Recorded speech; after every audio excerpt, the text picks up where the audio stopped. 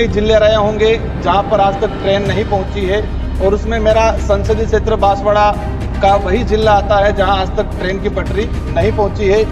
ये परियोजना 2012 में स्वीकृत हुआ था, आज 13 वर्ष होने आ गए, लेकिन आज भी कोई इसका भविष्य नहीं दिख रहा है। तो मुझे उम्मीद है कि इस 5 सालों के अंदर अति शीघ्र काम किया जाए और जिन लोगों को विस्थापित किया गया है या विस्थापित होना बाकी है, जिनको मुआवजा नहीं मिला है, तो राज्य सरकार से विशेष अपील करके 2012 के हिसाब से नहीं, वर्तमान जो समय की जो डीएलसी रेट है उस हिसाब से मुआवजा दिया जाए। और साथ ही जो लोग विस्थापित हो रहे हैं उनके लिए रेलवे में फ्री सेवा का पास का प्रावधान भी किया जाए। और डूंगरपुर रेलवे स्टेशन को लेकर पूर्व सांसद महोदय ने कई जनप्रतिनिधियों ने डिमांड की है कि उसका नामकरण बेल राजा डूंगर बरंडा के नाम से किया जाए। उस आदिवासी बाहुल्य क्षेत्र को रेल मार्ग से जोड़ने के लिए, वहां के लोगों को लाभ पहुंचाने के लिए कुछ ट्रेनें हैं जो हमारे गुजरात में, अहमदाबाद में रुकती है और उदयपुर में रुकती है। उनको डिमांड कर रहे हैं कि हम डूंगरपुर तक लाई जाए। चेतक एक्सप्रेस ट्रेन तो जो उदयपुर से दिल्ली रोजाना चलती है, यहाँ 12 घंटे उदयपुर रेलवे स्टेशन पे रुकती है, तो 1-1.5 घंटे का सफर हमारा डूंगरपुर का है, तो उसको डूंगरपुर तक चलाया जाए। असरवा से जयपुर जो ट्रेन चल रही है, यात्री भार काफी है, तो हम चाहेंगे कि इसके लिए अतिरिक्त ट्रेन की सुविधा कराई जाए। राजकुमार राउत जी। धन्यवाद सभापति महोदय, आपने रेल विभाग की इस अनुदान मांगों पर बोलने का जो अवसर प्रदान किया उसके लिए धन्यवाद। और विशेषकर मैं आपके माध्यम से दोनों मंत्री महोदय को भी धन्यवाद देना चाहूंगा। दोनों शांतिपूर्वक सभी की बातें सुन रहे हैं और उम्मीद है कि मेरे सुझाव भी सुनेंगे और उस पर अमल करेंगे। माननीय सभापति महोदय, मेरा संसदीय क्षेत्र बांसवाड़ा डूंगरपुर और शायद पूरे देश में कुछ गिने चुने जिले रहे होंगे जहां पर आज तक ट्रेन नहीं पहुंची है, और उसमें मेरा संसदीय क्षेत्र बांसवाड़ा का वही जिला आता है जहां आज तक ट्रेन की पटरी नहीं पहुंची है। ये परियोजना 2012 में स्वीकृत हुआ था, आज 13 वर्ष होने आ गए, लेकिन आज भी कोई इसका भविष्य नहीं दिख रहा है। और जिस गति से इसका काम हो रहा है उससे लग रहा है कि 10 साल और निकल जाएंगे।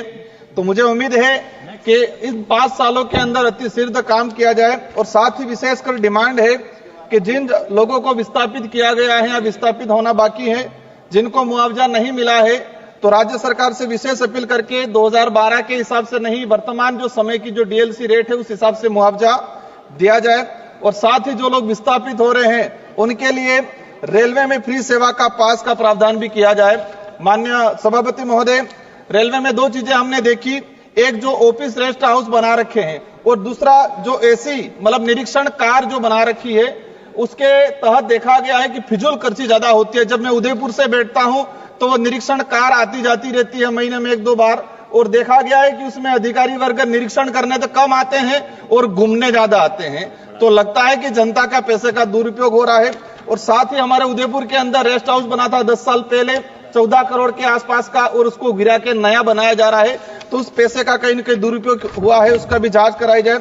माननीय सभापति महोदय, हमारा बॉर्डर इलाका है राजस्थान गुजरात, तो हमारे जो असरवा जयपुर जो ट्रेन चलती है तो डूंगरपुर के बाद सीधी गुजरात में जाके रुकती है।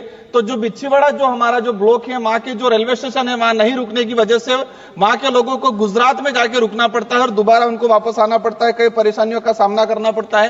तो माननीय मंत्री महोदय से निवेदन है कि इसको रेलवे स्टेशन पे रोका जाए, बिच्छीवाड़ा असरवा जो जयपुर रेल है उसको बिच्छीवाड़ा रोका जाए।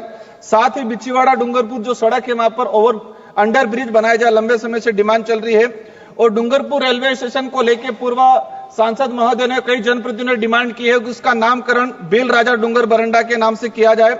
मैं मंत्री महोदय को धन्यवाद देना चाहूंगा कि मैंने उदयपुर असरवा वंदे भारत ट्रेन का डूंगरपुर स्टेशन पर रोकने के लिए डिमांड किया था और आपने मुझे आश्वस्त किया है, उसके लिए मैं धन्यवाद देना चाहूंगा।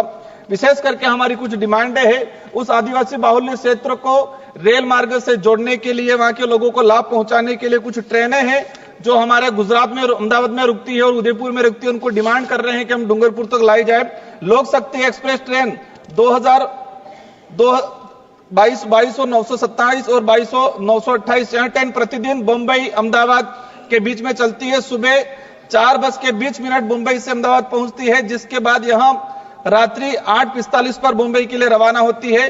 तो अहमदाबाद रेलवे स्टेशन पर यह 16 घंटा रुकती है, तो 16 घंटा रुकती है तो उसको उदयपुर तक लाया जाए।